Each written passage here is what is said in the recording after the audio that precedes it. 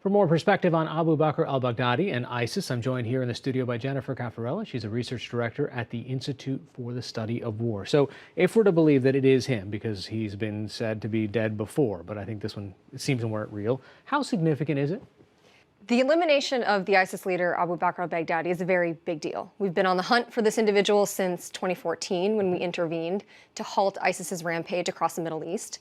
And the death of Baghdadi could actually have a disruptive effect not only on the ability of ISIS to reconstitute inside of Iraq and Syria, but also potentially disrupting ISIS's global expansion, which has been a key priority for Baghdadi and his emphasis this year, actually, up until his death.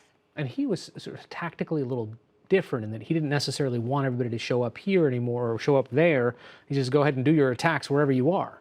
Yeah, ISIS has prioritized inspiring attacks, essentially wherever there are Muslim populations that could respond to his call.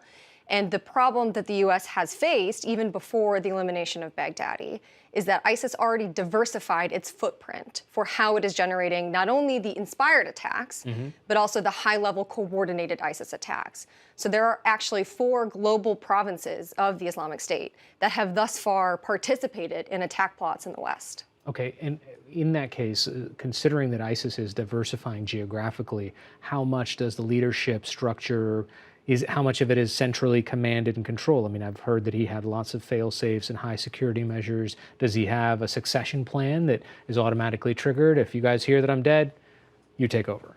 I do expect that Baghdadi has a succession plan. We don't yet know. We'll see in coming days how fast a successor is named.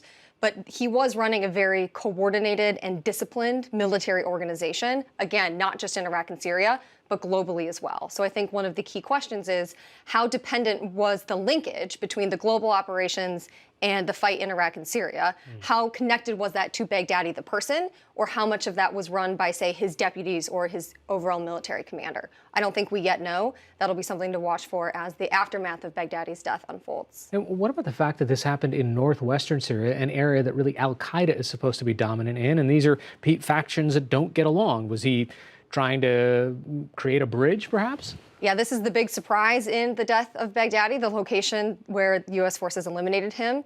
ISIS had been conducting a campaign for over a year now to expand its presence in Idlib, to try to undermine the al-Qaeda governing project in Idlib, which was a challenge, a potential competitor to the Islamic State.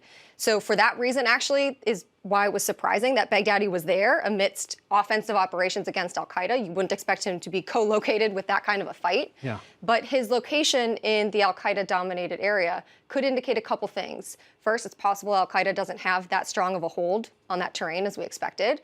Or alternately, and most dangerously, he may have been involved in renewed negotiations with one or more of the al-Qaeda factions operating in Idlib, which share his desire to conduct attacks against the West. And finally, what about this, the taunting, or at least the language that the president used? Does that resonate with his supporters? Are they just going to consider him a martyr outright, regardless of the circumstances of the death?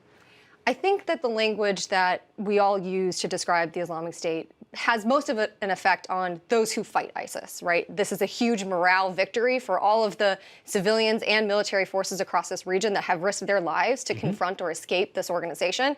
I do think it's appropriate for the U.S. to take a victory lap on this. This was a significant accomplishment, although I do not expect that it actually will break the will of ISIS's fighting force to continue to fight. Jennifer Cafarella, thanks so much for joining us. You bet. Thank you.